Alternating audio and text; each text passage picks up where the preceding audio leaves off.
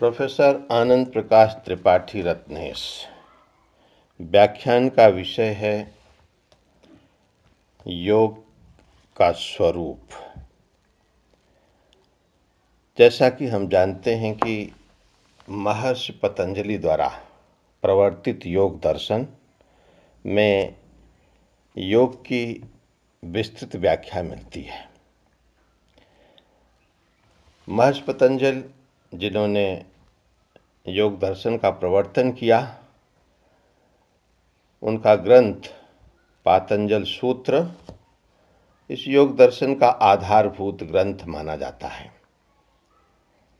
इस ग्रंथ पर व्यास जी ने व्यास भाष्य लिखा, जिसे योग भाष्य भी कहते हैं।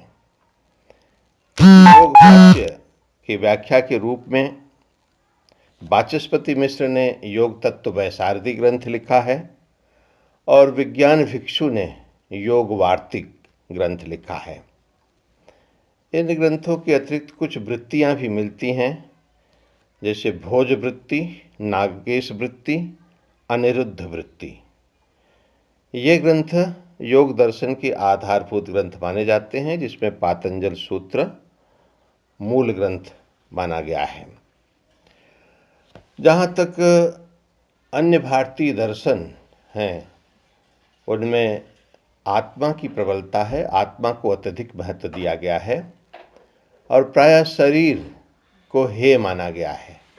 किंतु योग एक ऐसा दर्शन है जिसमें शरीर की भी उपादेयता को स्वीकार किया गया और ये कहा गया है कि स्वस्थ मनस स्वस्थ शरीर में रहता है। Healthy mind is in healthy body. यानी शरीर की अगर स्वस्थता होती है तो चित्त निर्मल होता है और चित्त निर्मल होता है तो आत्म लाभ मिलता है। अब प्रश्न उठता है कि योग किसे कहते हैं। योग को लेकर के विभिन्न परिभाषाएं मिलती हैं। हम गीता में देखते हैं योगः कर्मसु कौशलम कहा गया है, समत्वम योगोच्यते कहा गया है और बौद्ध दर्शन समाधि योगस्य समाधि को योग माना है और भी जैन दर्शन मोक्षेण जोयमाणो योगो अर्थात मोक्ष की ओर जो ले जाता है वह योग है। पातंजल सूत्र में योग को परिभाषित करते हुए कहा गया है योगश्चित्त वृत्ति निरोधः। चित्त की वृत्तियों का निरोध योग है। अब ये चित्त की वृत्तियां क्या हैं? तो जैसा कि हम जानते हैं कि योग दार्शनिक ये मानते हैं कि प्रकृति के तीनों गुणों में सतोगुण से भावित जो चित्त होता है, उस चित्त के अंतर्गत जो तरंगे उठती हैं, यानी चित्त रूपी वारिधि में, चित्त रूपी समुद्र में जो तरंगे उठती हैं, वो तरंगे होती हैं वृत्ति की। जैसे अगर समुद्र में तरंगे उठ रही हों तो वो जल बिल्कुल पारदर्शी नहीं दिखलाई पड़ता। वैसे ही अगर चित्त में वृत्तियां उठ रही हों, वृत्तियां जो हैं तरंगायित हो रही हों, तो आत्मा का साक्षात्कार नहीं हो सकता। इसलिए चित्त की वृत्तियों के निरोध की बात कही गई है। और वो वृत्तियां हैं कितनी? तो कहा गया वृत्तियः, जो वृत्तियां हैं वो 5 प्रकार की हैं। प्रमाण, विपर्य, विकल्प, निद्रा, स्मृतियः, पंचवृत्तियः। प्रमाण है, विपर्य है, विकल्प है, निद्रा है, स्मृति, ये 5 वृत्तियां हैं। और ये वृत्तियां जो हैं वो वृत्तयः पंचतयः क्लिष्टा क्लिष्टा, ये 5 वृत्तियां क्लेशकारी भी हैं और अक्लेशकारी भी हैं, यानी दुखदायी भी हैं तो सुखदायी भी हैं।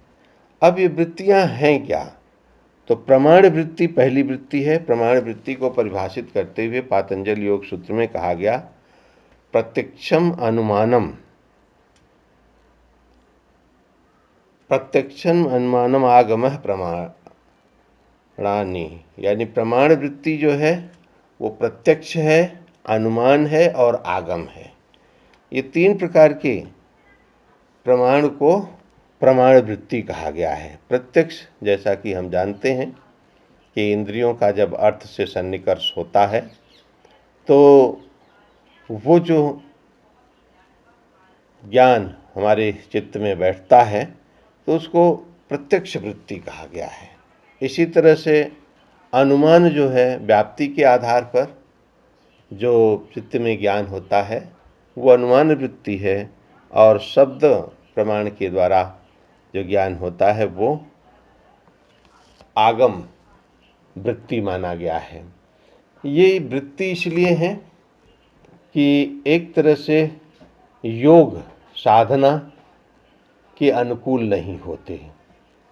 अगर हम अपने इंद्रियों के द्वारा बाह्य विषयों की ओर जाते रहेंगे, हमारा चित्त जाता रहेगा, या यूँ कहें कि व्याप्ति के आधार पर हम अनुमान करते रहेंगे, या विश्वस्त वचनों के सुनने में ही समय और साधना का दुरुपयोग करेंगे, तो इसका मतलब है कि योग साधना में गति नहीं हो सकती।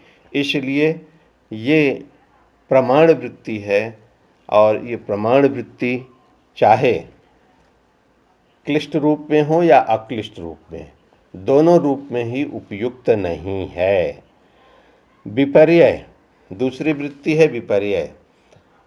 पतंजलि योग सूत्र में कहा गया है विपर्यो मिथ्या ज्ञानम अतद रूप प्रतिष्ठम, यानी विपर्य मूलतः मिथ्या ज्ञान है, और मिथ्या ज्ञान में क्या होता है? अतद रूप, जो नहीं है उसकी प्रतिष्ठा होती है।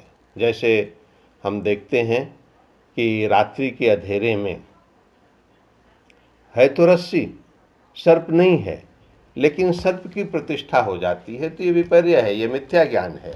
रस्सी में जो सर्प का विपर्य होता है, तो ये विपर्य जो है ये मिथ्या ज्ञान कहते हैं, और ये मिथ्या ज्ञान जो है ये एक प्रकार की वृत्ति है जो ठीक नहीं है। तीसरी वृत्ति है विकल्प वृत्ति। शब्द ज्ञानानुपाती वस्तु शून्यो विकल्पः, यानी ये शब्द ज्ञान के रूप में दिखलाई पड़ता है, वस्तु के रूप में शून्य है। कहने का मतलब जो यथार्थ में नहीं है, लेकिन शब्द के रूप में ये चला आ रहा है। और विकल्प वृत्ति के लिए एक श्लोक मिलता है जो विकल्प वृत्ति को व्याख्यायित करता है।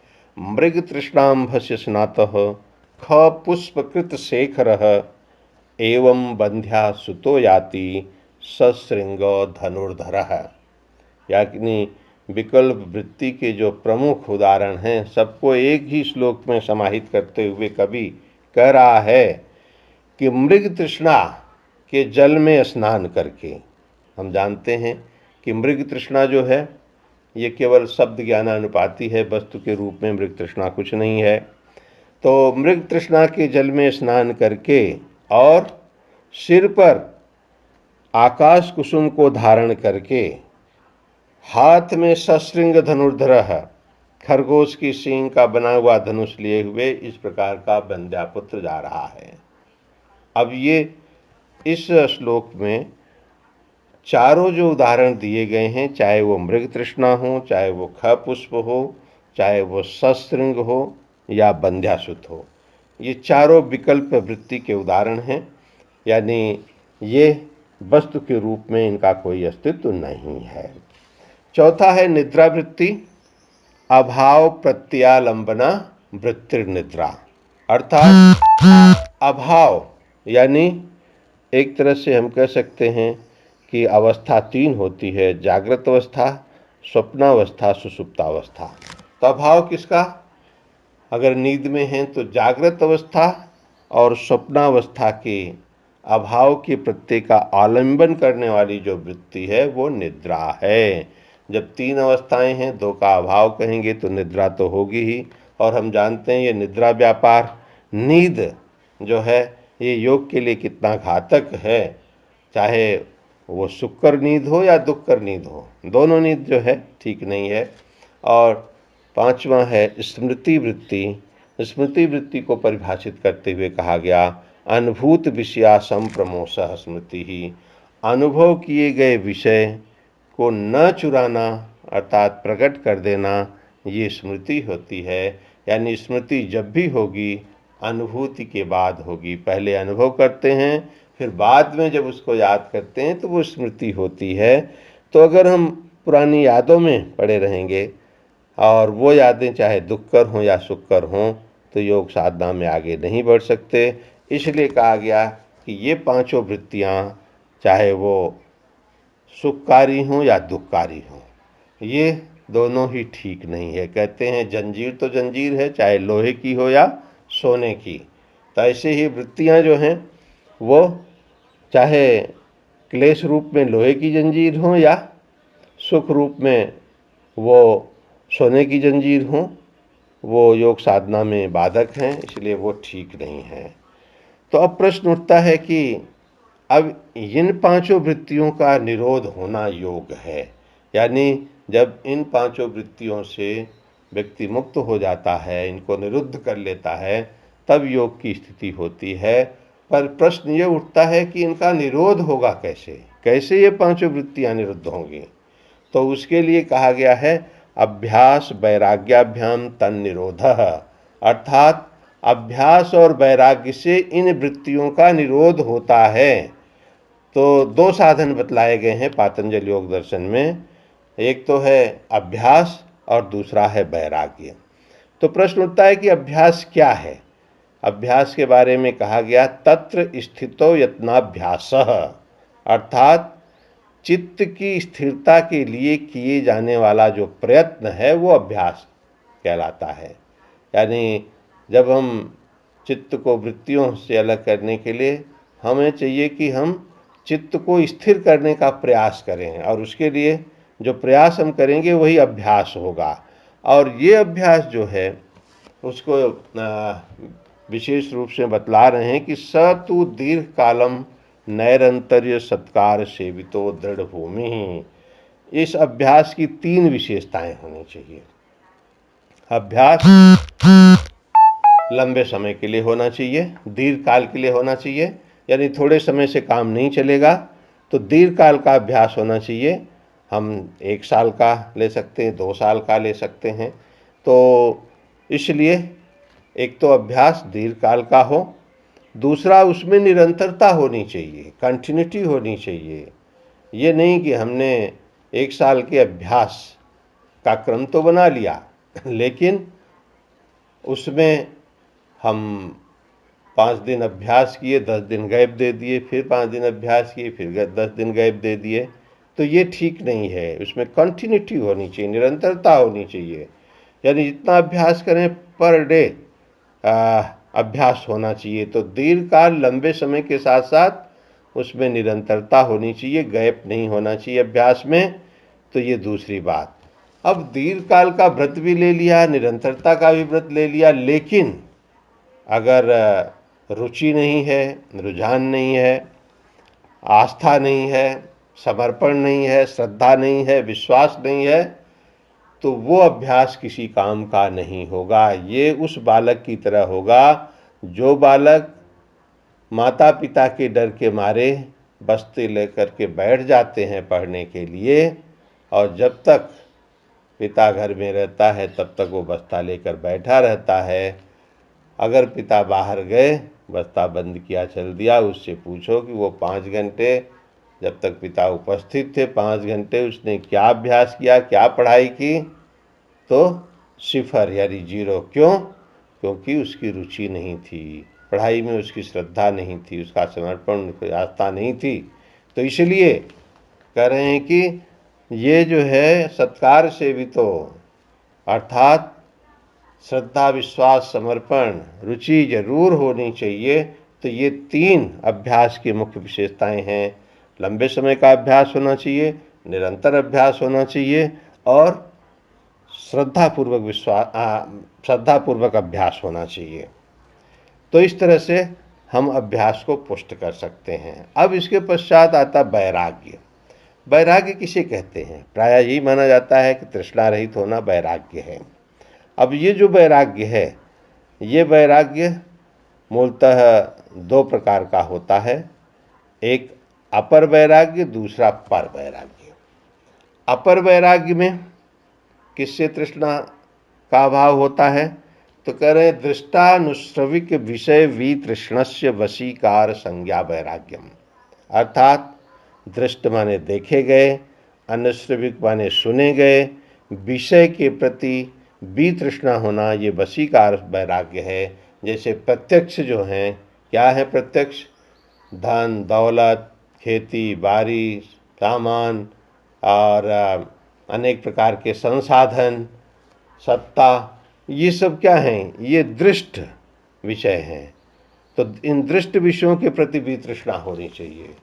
यानी ये सब हमारे लिए किसी काम के नहीं हैं। न सत्ता चाहिए, न पद चाहिए, और न ही हमें सत्ता पद आदि हमें चाहिए।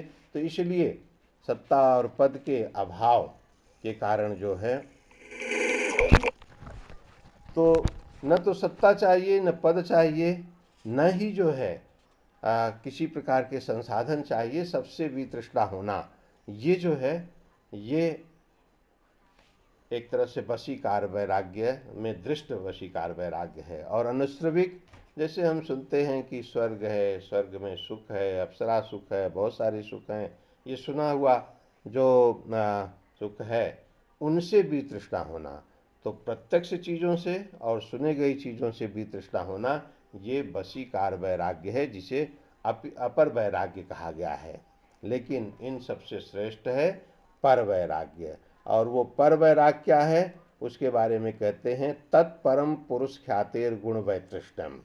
यानी कि तत्परम यानी उस वशीकार संज्ञा यानी अपर वैराग्य से श्रेष्ठ वैराग्य है कि हम जो है पुरुष को प्रकृति के गुणों से अलग कर दें। यानी जब प्रकृति के गुण और पुरुष अलग हो जाएंगे, पुरुष ये समझ जाएगा कि ये प्रकृति के गुण जो हैं, ये प्रकृति के द्वारा उद्भूत बुद्धि है, इसमें जो कुछ है वो मेरे लिए नहीं है। ये जो है प्रकृति के गुण हमारे लिए नहीं है, मैं इनसे बिल्कुल अलग हूँ। तो वो जो है वो श्रेष्ठ वैराग्य है, जिसे पर वैराग्य कहा गया है। और इस पर वैराग्य के माध्यम से जो है, यानी एक तरह से अभ्यास और वैराग्य के माध्यम से इन वृत्तियों को नियंत्रित किया जा सकता है। और इन वृत्तियों को जब हम नियंत्रित करते हैं, तो एक तरह से ये कहा जा सकता है कि योग के अनुकूल स्थिति बनती है। और तभी जो है, तभी पातंजल योग सूत्र में योग को पंच वृत्तियों से की निरुद्ध की अवस्था मानी गई है। तो इस तरह से योग जो है पांच वृत्तियों से रहित की अवस्था है। और ये पांच वृत्तियों से रहित करने का कारण जो है अभ्यास और वैराग्य है।